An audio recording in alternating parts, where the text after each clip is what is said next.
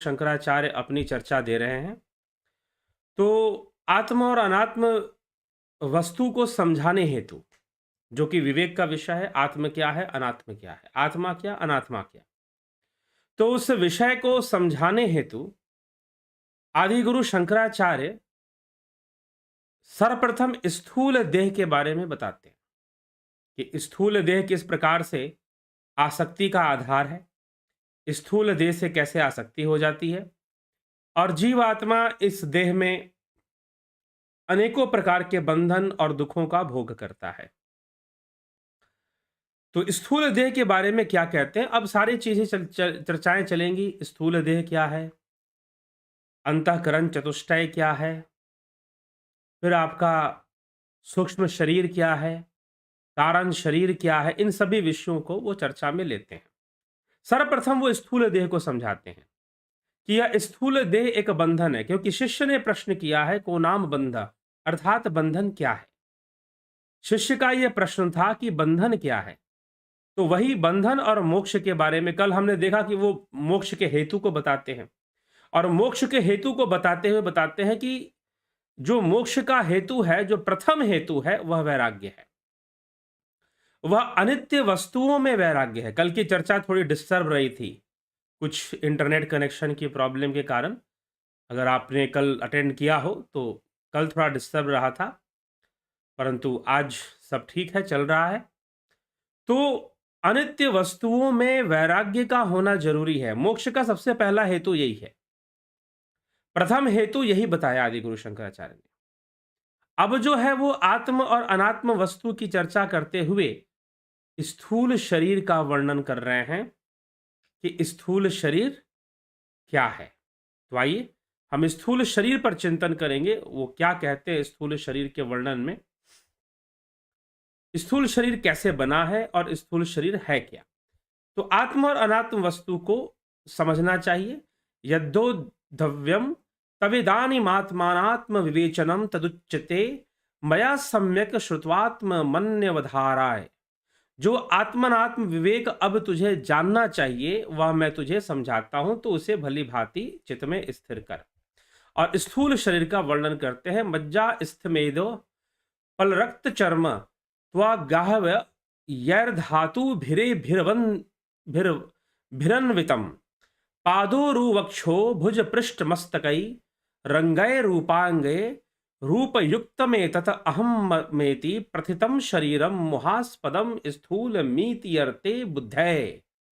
मज्जा अस्थि मेद मांस रक्त चर्म और त्वचा, क्या क्या चीजें, 7 धातुओं से। कौन कौन से 7 धातु? मज्जा अस्थि मेद मांस रक्त चर्म और त्वचा।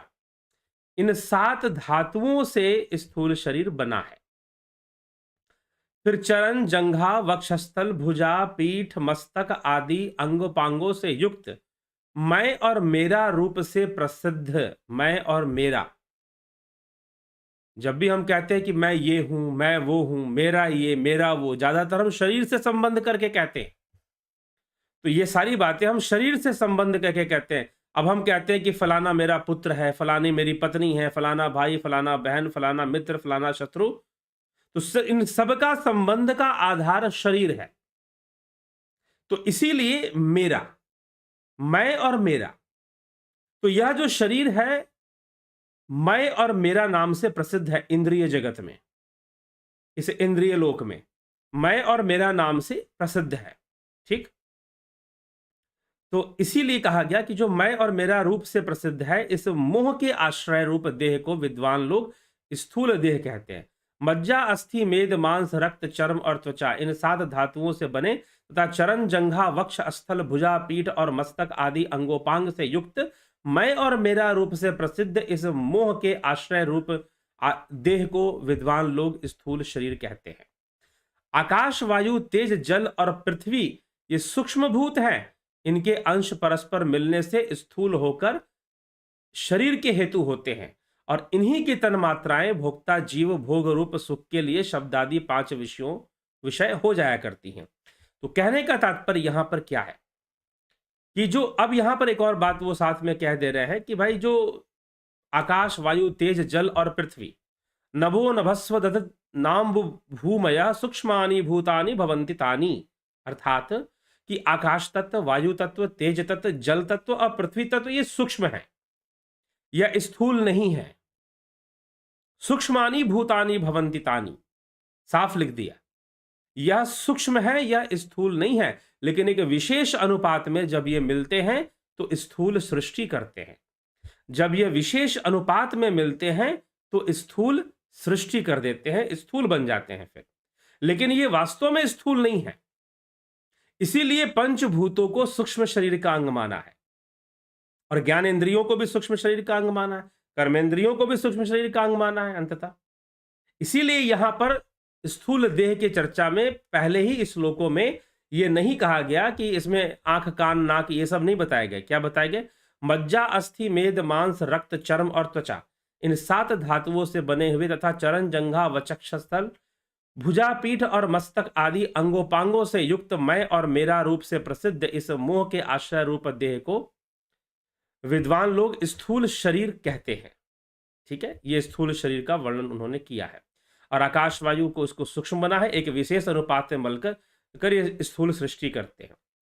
फिर आगे कहते हैं कि जो मूढ़ इन विषयों में राग रूपी सुदृढ़ एवं विस्तृत बंधन से बंध जाते हैं, वे अपने कर्म रूपी दूत के द्वारा वेग से प्रेरित होकर अनेक उत्तमाधम योनियों में आते जाते हैं। ठीक, उत्तम और अधम योनि। उत्तमाधम मतलब उत्तम, अपने कर्मों के अनुसार उनको उत्तम योनियां भी प्राप्त हो जाती हैं, और फिर अधम योनियां भी प्राप्त हो जाती हैं, इसलिए उत्तमाधम शब्द का प्रयोग यहां पर हुआ है। ठीक, क्या कहते हैं? यह एषु मूढ़ा विषयेषु श्रद्धा रागो रूपाशेन सुदुर्दमेन आयांति निर्यांत्यद्ध ऊर्ध्व मुचय स्वकर्म दूतेन जवेन नीता। ऊर्ध्व मुचय अर्थात कि ऊर्ध्व गति और निम्न गति को भी, अधोगति को भी प्राप्त होते रहते हैं। ठीक, जो विषयों में लिप्त हैं और इस शरीर के द्वारा वो जो अनेकानेक कर्म करते हैं, वे अपने कर्म रूपी दूत के द्वारा वेग से प्रेरित होकर अनेक उत्तमाधम योनियों में आते जाते रहते हैं।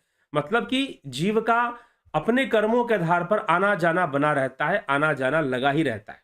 ये बात यहां समझाने की कोशिश की गई है। ठीक है, आगे कहते हैं विषय निंदा शब्दादिभि पंचभिरेव पंच पंचत्वमापुः स्वगुणेन बद्धा कुरंग मातंग पतंग मीन भृंगानर पंचभिरंचित किम।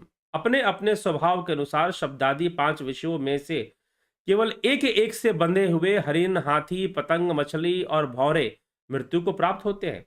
फिर इन 5 से जकड़ा हुआ मनुष्य कैसे बच सकता है? मृत्यु तो आएगी, उसको भी आएगी। दोषेन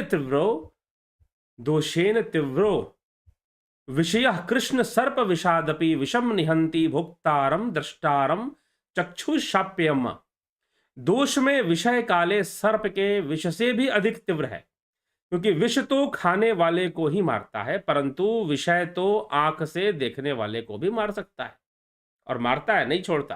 ठीक है, यही आदि गुरु। विष तो खाने वाले को मारेगा, लेकिन विषय जो है, 5 विषयों की चर्चा यहां पर लोभ, मोह, काम, क्रोध, अहंकार के रूप में आ जाती है, तो विषय जो है आंखों से देखने वाले को भी मारते हैं। तो जो विषयों की आशा रूपी कठिन बंधन से छूटा है, आदि गुरु शंकराचार्य कहते हैं कि जो विषयों की आशा रूपी कठिन बंधन से छूटा है, विषय आशा महापाशाधो विमुक्तः सुदुस्ते जात स एव कल्पते मुक्ते नान्यः षट शास्त्र वेदपि। अर्थात जो विषयों की आशा रूप कठिन बंधन से छूटा हुआ है वही मोक्ष का भागी है, और कोई नहीं, चाहे वह 6 दर्शनों का ज्ञाता क्यों ना हो। जो विषयों के बंधन से, विषयों की आशा रूप कठिन बंधन से, विषयों को प्राप्त करने की जो आशा रूप कठिन बंधन है, विषयों को प्राप्त करने की जो आशा रूप कठिन बंधन है, जो उससे छोटा हुआ है, वही तो आखिर में मुमुक्षु कहलाएगा और मोक्ष की ओर अग्रसर हो पाएगा। ठीक, और जिसकी आशा, कहने का मतलब यह है कि विषयों के आशा रूप बंधन से कौन छूट सकता है? जिसके अंदर प्राकृतिक मुमुक्षुता आ जाए। प्राकृतिक मुमुक्षुता मतलब प्राकृतिक रूप से मोक्ष प्राप्त करने की इच्छा आ जाए, जोर जबरदस्ती वाली नहीं। ये नहीं कि गुरु जी डंडे मारकर शिष्य को समझा रहे हैं कि बेटा तुझे मोक्ष प्राप्त करना है, ऐसे रह, ऐसे रह, ऐसे कर, नहीं, ऐसा वाली इच्छा नहीं चाहिए। जबरदस्ती वाली इच्छा नहीं से काम नहीं चलेगा। ठीक है? कौन सी इच्छा? जो प्राकृतिक है, जो जिज्ञासु को, मुमुक्षु को इस संसार में रहते हुए इस संसार की नश्वरता, इस संसार के दुख, इस संसार के बंधन, इन सबों को देखते हुए, इन सबों को देखते हुए जिसके मन में एक प्राकृतिक इच्छा जागृत हो गई है कि हाँ, मुझे मोक्ष चाहिए, अब इस संसार बंधन से मुक्ति चाहिए, इस शरीर और इंद्रियों के बंधन से मुझे मुक्ति चाहिए, वास्तव में वही मुमुक्षु है। जबरदस्ती से कोई मुमुक्षु नहीं हो जाएगा। संसार माया में लगा हुआ है और फिर भी आदमी बोले कि नहीं, मुझे तो मोक्ष चाहिए, चलिए ठीक है, अच्छी बात है कि आपको ये बात समझ में आ रही है कि मोक्ष चाहिए, लेकिन फिर भी आपने लक्ष्य तो भोग विषयों को ही बना के रखा हुआ है। तो ऐसे लोग की स्थिति कैसी कि दुविधा में दोनों गए, माया मिली न राम, ऐसी स्थिति में फंस जाते हैं। ना उधर काम पूरा होता है, ना इधर काम पूरा होता है फिर। ठीक है? तो ऐसी स्थिति से बच लेना चाहिए, ऐसी स्थिति से अपनी रक्षा कर लेनी चाहिए। ठीक है?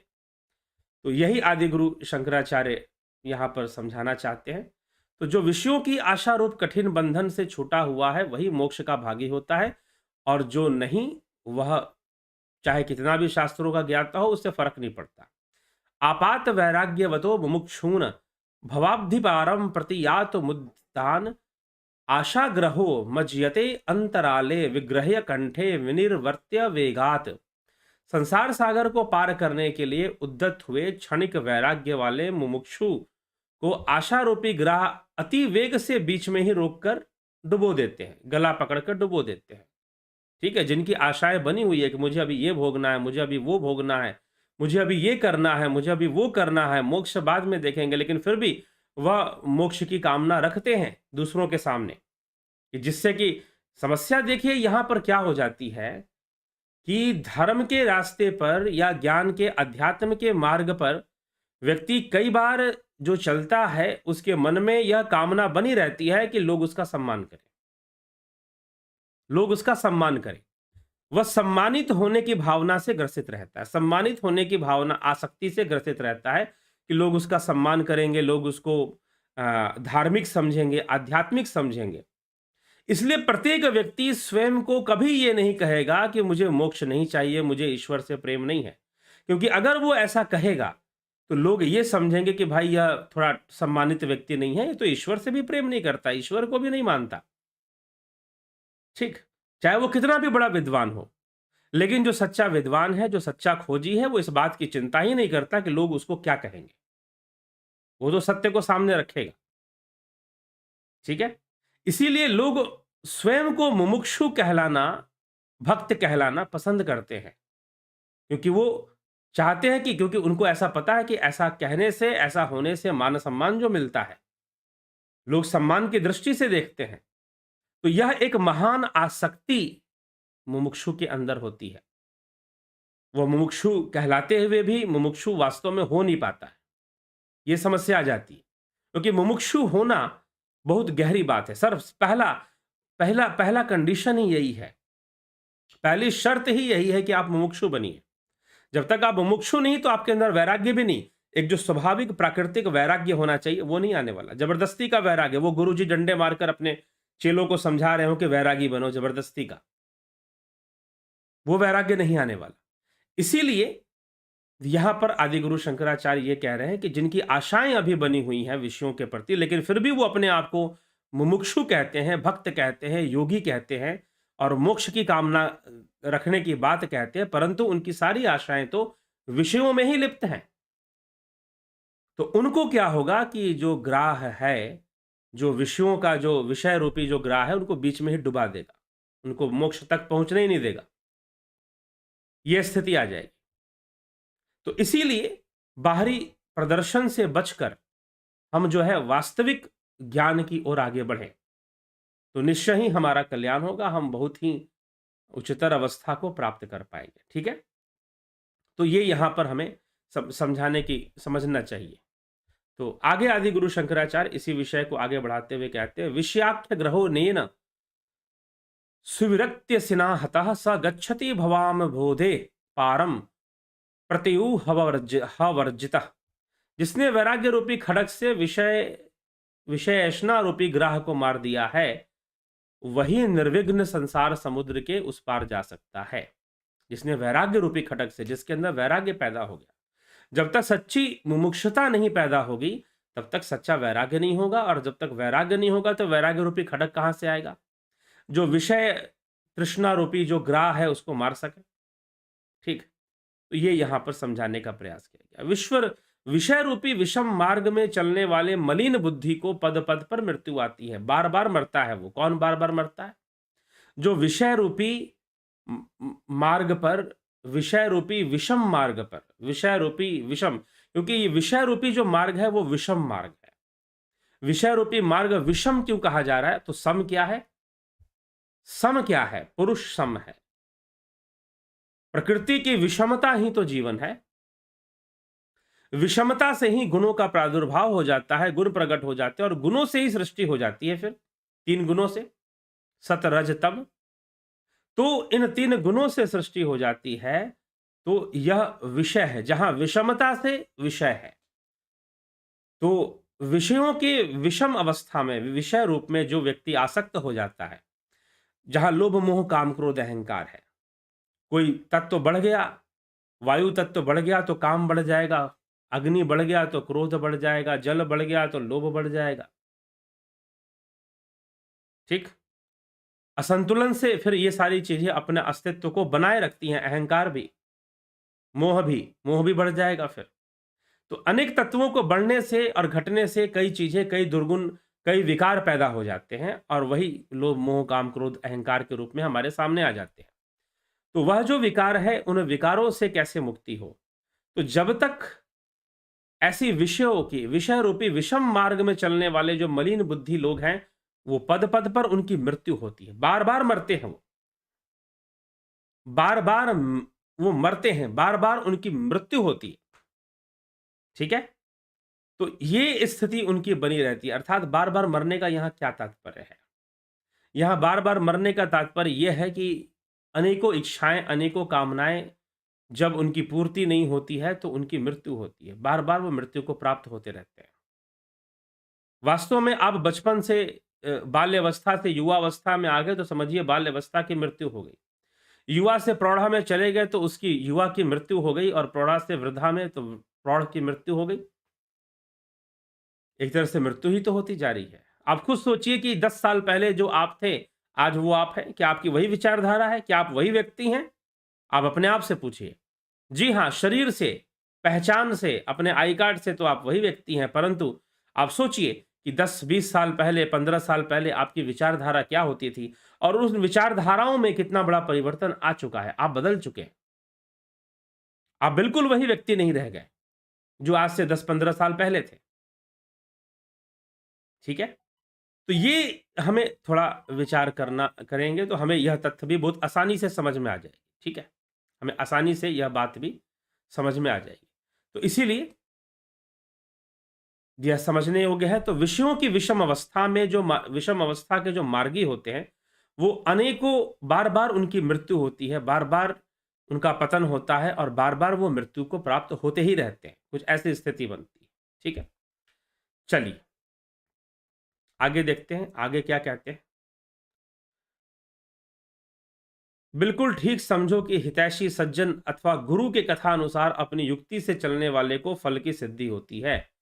जो मुमुक्षु अपने शास्त्रों का अनुसरण करते हुए अपने हितैषी सज्जन अथवा गुरु, ऐसा जानो कि किसको इस मार्ग में सफलता मिलेगी? जो अपने हितैषी सज्जन या फिर कोई जानकार व्यक्ति हैं इस मार्ग के, योग मार्ग के, भक्ति मार्ग के, और गुरु के कथा अनुसार अथवा गुरु के कथा अनुसार या फिर गुरु के कथा अनुसार अपनी युक्ति से चलने वाले को सिद्धि होती है। मोक्षस्य कांक्षा यदि वे तवास्ति त्यजाति दूराद विषयान विषम यथा पीयूषवतो शद याक्षमार्जव प्रशांति दांतिर्भज नित्य मादरात। यदि तुझे मोक्ष की इच्छा है तो विषयों को विष के समान दूर ही से त्याग दे और संतोष, दया, क्षमा, सरलता, श्रम और दम अमृत के समान नित्य आदर पूर्वक सेवन कर। अनुक्षणम यत परिहृत्य कृत्य मनाद विद्याकृत बंध मोक्षणम देह प्रार्थो अयम मुष्य पोषणे यह सज्जते स स्वमनेन हंति। जो अनादि अविद्याकृत बंधन को छुड़ाना रूप अपना कर्तव्य त्याग कर प्रतिक्षण इस परार्थ देह के पोषण में ही लगा रहता है, वह स्वयं अपना घात करता है। ठीक, जो देह के पोषण में ही लगा रहता है, जो देह का पोषण करना ही मात्र एक लक्ष्य समझ लेता है, उसे कभी आत्मा समझ में नहीं आया, सूक्ष्म शरीर नहीं समझ में आया, कारण शरीर नहीं समझ में आया, अपनी ही संरचना उसे समझ में नहीं आई कि वो स्वयं कैसे बना हुआ है, वह स्वयं उसका अस्तित्व किन चीजों से बना हुआ है। इन सभी बातों को ना जानकर वह मात्र इस देह के पोषण में लगा है, मात्र इस शरीर के पोषण में लगा है, तो वह जो व्यक्ति है आत्मघाती है। उसे यहां पर आत्मघाती कहा जा रहा है। ठीक है, जो शरीर के पोषण में लगा रहकर आत्म तत्व को देखना चाहता है, वह मानो काष्ठ बुद्धि से ग्राह को पकड़कर नदी पार करना चाहता है। ठीक है, जो कि कभी हो नहीं सकता, ग्राह उसको पार नहीं करने देगा।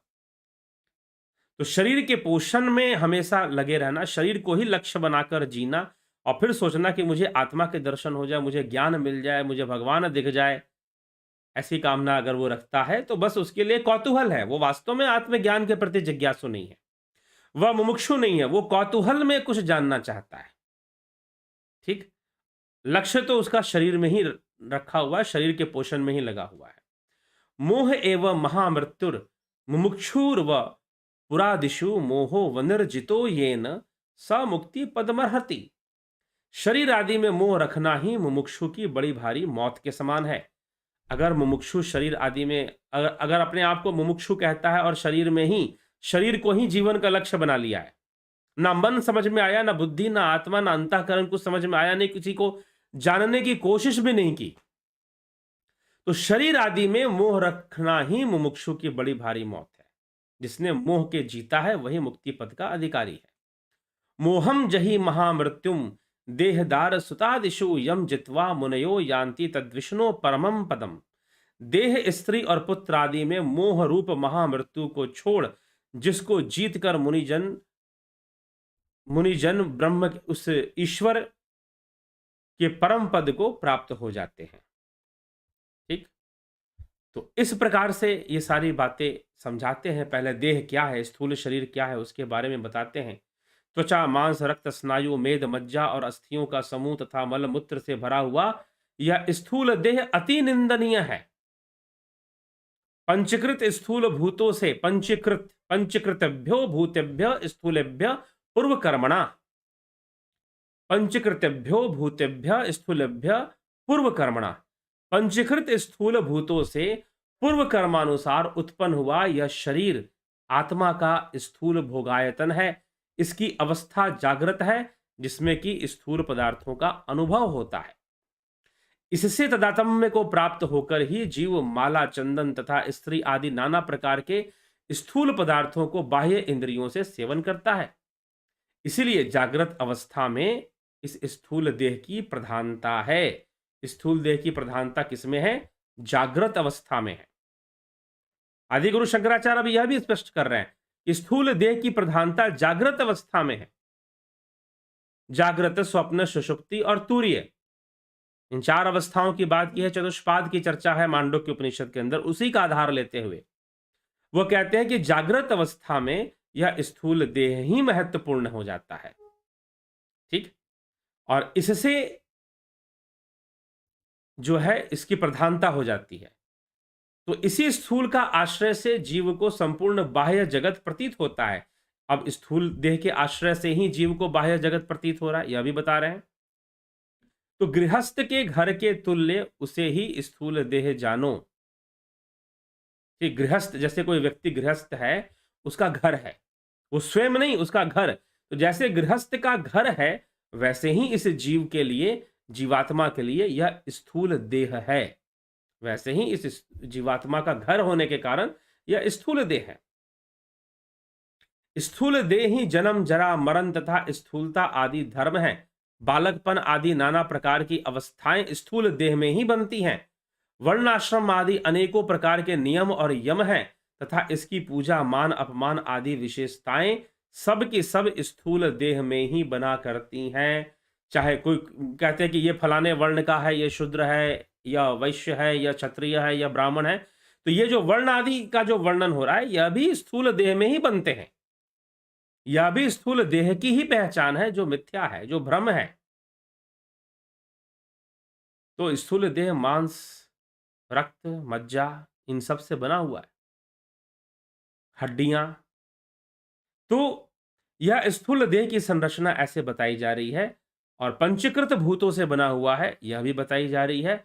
जागृत अवस्था में इस स्थूल देह की ही प्रधानता रहती है, स्वप्नावस्था में नहीं रहते, सुषुप्ति में भी नहीं रहते और तुरिया में भी नहीं रहते।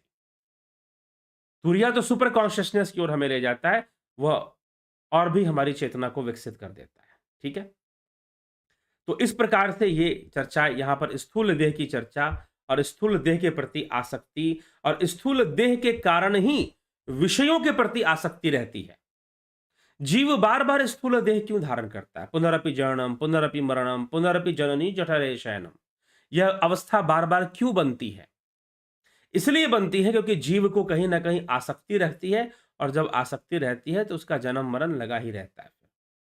आसक्तियों के वशीभूत बार बार जन्म लेना, मृत्यु को प्राप्त होना, यह लगा ही रहता है। यह स्थिति बन जाती है। तो इस अवस्था में यह सारी चीजें चलती हैं। तो इसीलिए अब आदि गुरु शंकराचार्य स्थूल देह के रहस्य को खोलते हुए उसके प्रति आसक्ति, विषयों के प्रति आसक्ति, राग द्वेष इन सब की चर्चा करते हुए वो इंद्रियों की चर्चा फिर करते हैं। इंद्रियां और अंतःकरण की चर्चा करते हैं, फिर जो है सूक्ष्म शरीर की चर्चा करते हैं। तो इस प्रकार से ये चर्चाएं आगे बढ़ती हैं। तो आत्म और अनात्म वस्तु को समझाना, इसी उद्देश्य से ये चर्चा प्रारंभ होती है और आदि गुरु शंकराचार्य समझा रहे हैं। तो आज हमने स्थूल देह क्या होता है, स्थूल देह किसे कहते हैं और स्थूल देह में आसक्ति है तो स्थूल देह की निंदा की जा रही है। आदि गुरु शंकराचार्य ने अपने इस साहित्य में, इस शास्त्र में, विवेक चूड़ामणि में स्थूल देह की निंदा की है क्योंकि इसके कारण अनेकों आसक्तियां बनी रहती है, मोह बना रहता है और बार बार जन्म लेना, मृत्यु को प्राप्त होना ये लगा रहता है। और जब तक मनुष्य को, जीव को, मनुष्य योनि में रहने वाले जीव को जब तक ये समझ में ना आ जाए कि यह बंधन है और इस बंधन से उसे मुक्ति चाहिए, प्राकृतिक रूप से अपने आप समझ में उसे आ जाए। चलो शास्त्र भी अध्ययन या उनको उनके श्रवण से भी प्रेरणा हमें मिलती है, हो सकता है उससे समझ में आ जाए। जब ऐसा समझ में आ जाए तो एक सच्चा मार्ग उसे मिल जाता है मोक्ष की ओर आगे बढ़ने का। उस मार्ग पर उसका बढ़ना ही उसका उद्देश्य होता है। ठीक, और जब तक सच्ची मुमुक्षुता पैदा ना हो, प्राकृतिक सच्ची मुमुक्षुता पैदा ना हो, तब तक इसमें दुविधाएं, अगर आप चल भी पड़ोगे तो दुविधा होगी, अगर आप चल भी पड़े तो बाधाएं उत्पन्न होंगी। ठीक है, तो बचिए बाधाओं से और विषयों की आशा त्याग, ये ऐसा उपदेश अपने शिष्य को आदि गुरु शंकराचार्य। ठीक है, और मुमुक्षु होना चाहिए, मात्र प्रदर्शन में नहीं, सच्चे रूप से मुमुक्षु होने से ही सही फल प्राप्त होता है और सही वैराग्य प्राप्त होता है। चलिए आगे चलते हैं आपके कमेंट्स की ओर। विक्रम सिंह जी बहुत बहुत अभिनंदन, जितेंद्र साहू, बलदाऊ नाथ योगी, राजू पाल, गोपाला जी बहुत अभिनंदन, जगत नारायण जी, मोहन गुप्ता, हृदेव, ओम का पद है होता है, इनकी भी उम्र होती है। जी हाँ, बता चुका हूँ, पहले ही बता चुका हूँ, लेकिन वो फिर युगों में चलती है, सालों में नहीं चलती। ठीक है, सैकड़ों में भी नहीं चलती, हजारों में भी नहीं, युगों में चलती। कन्हई, उषा श्रीवास्तव, रामनिवास मीना, भूप सिंह खीचर, रमेश चोपड़ा जी, रमेश पेशवानी जी, गयावली शर्मा, सविता नायक, बिमला शाह, पिंटू वासवा, फ्लैम्स ऑफ फायर, शंकर राजपूत जी, ज्योति दत्ता, अवनी प्रधान, अनिल कुमार, कमलेश खैरनर, प्रभात सोनी। गुरु जी प्रणाम। गुरु जी, आपने जो गीता की वीडियो बनाई है उसकी संपूर्ण वीडियो का लिंक भेज दीजिए। कई बार भेज चुका हूं, आप व्हाट्सएप कीजिए, आपको भेज देंगे। ठीक, संयुक्ता पटेल जी, रूपलाल विश्वकर्मा जी, विंदेश्वरी मिश्रा जी, जेपी गुज्जर जी, हरिओम गुप्ता जी। परमधाम में जो जीव जाता है वह वापस आता है कि मोक्ष हो जाता है? मोक्ष ही होता है जी उसका। सतीश कुमार, हेमराज बैरवा, जयप्रकाश यादव। कुछ संत जन कहते हैं आप कितना भी ज्ञानी ध्यानी हो पर आपको सत्संग अवश्य करना चाहिए, क्या यह सही है? और उदाहरण देते नवधा भक्ति की चर्चा करते हैं जी। तो कितना भी ज्ञानी ध्यानी हो आपको सत्संग करना चाहिए। हाँ, अच्छी बात है, करना ही चाहिए, करना ही चाहिए, इसमें कोई वो नहीं है। एक घड़ी आधी घड़ी आधी में पुनियाद, तुलसी संगत साध के कोटि कटे अपराध। चलिए ठीक है, यह भी अच्छी बात है। माधुरी कोले जी, श्वेता कुमारी जी, नीति सिन्हा जी, गणेश पवार जी, धर्मेंद्र शर्मा, रचना आर के जी, बहुत बहुत अभिनंदन है सभी का। सुनीता मिश्रा जी, जयप्रकाश यादव जी। ध्यान योग में किसका ध्यान किया जाता है, कृपया ध्यान योग के बारे में समझाएं। अवनी भट्टाचार्य जी। तो जयप्रकाश यादव जी कह रहे हैं ध्यान योग के बारे में समझाएं, तो चलिए इसकी चर्चा कर लेते हैं। ध्यान योग का जो ऑनलाइन कोर्स है, ऑनलाइन कोर्स है वो शुरू हो रहा है आपके 29 नवंबर से, 29 नवंबर से, ठीक है। तो ध्यान योग का ऑनलाइन कोर्स 29 नवंबर से शुरू हो रहा है। आप इसका जरूर जरूर लाभ उठाइए, जल्द लाभ उठाइए, ठीक है। थोड़ा सा फिर से कुछ व्यवधान इंटरनेट कनेक्शन में आ रहा है, कोई बात नहीं, हम व्याख्यानों को लगभग पूर्ण ही कर चुके हैं। थोड़ी सी और चर्चा होगी, जुड़े रहें, बने रहें और लाभ उठाते रहें। तो ध्यान योग कोर्स करना चाहिए। ध्यान योग से मानसिक शांति प्राप्त होती है, ध्यान योग से फोकस बढ़ जाता है, एकाग्रता बढ़ जाती है। और ध्यान योग का कोर्स किस प्रकार से चलता है, जैसा कि अभी प्रश्न किया गया कि ध्यान योग के बारे में समझाएं। ध्यान योग में किसका ध्यान, ध्यान योग में किसका ध्यान किया जाता है? स्वयं का ही ध्यान। हम स्वयं का ध्यान करना शुरू कर देते हैं, लेकिन स्वयं का ध्यान, ध्यान का शरीर का ध्यान जी नहीं, क्या मन का ध्यान जी नहीं। किसका ध्यान? तो उस चेतना का ध्यान, उस चेतना की ओर हम अग्रसर होना शुरू कर देते हैं ध्यान योग से। सही मामले में जब ध्यान योग शुरू होगा तो समझ में आएगा, एक ही भाव अवस्था आ जाएगी,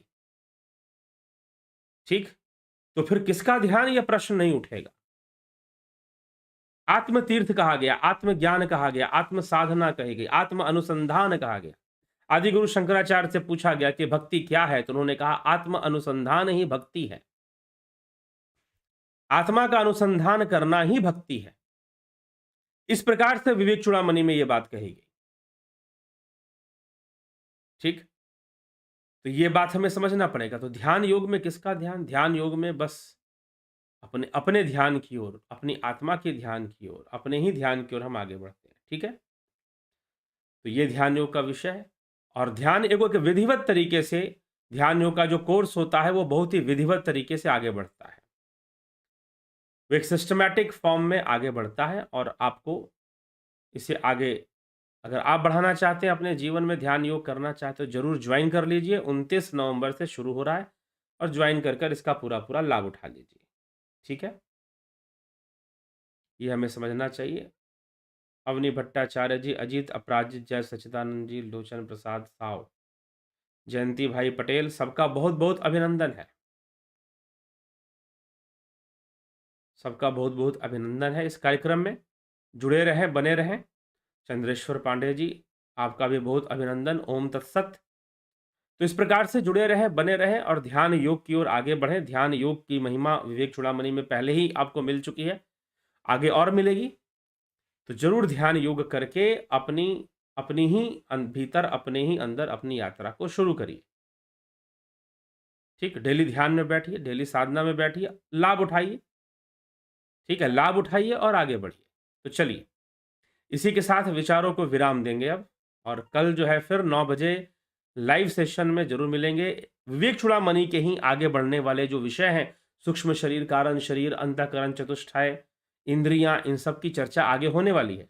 तो अगर आप इसका लाभ उठाना चाहते हैं, जरूर जुड़े रहे, बने रहे, चैनल को सब्सक्राइब कर दें, बेल आइकन टच कर दें, जिससे कि आपको नोटिफिकेशन मिल जाएगा नए वीडियोज़ के, जो नए वीडियोज़ अपलोड होंगे उनका नोटिफिकेशन मिल जाएगा, ठीक। तो इस प्रकार से आगे बढ़िए और अपने जीवन का कल्याण कीजिए। इसी के साथ बहुत-बहुत आभार आप सभी का।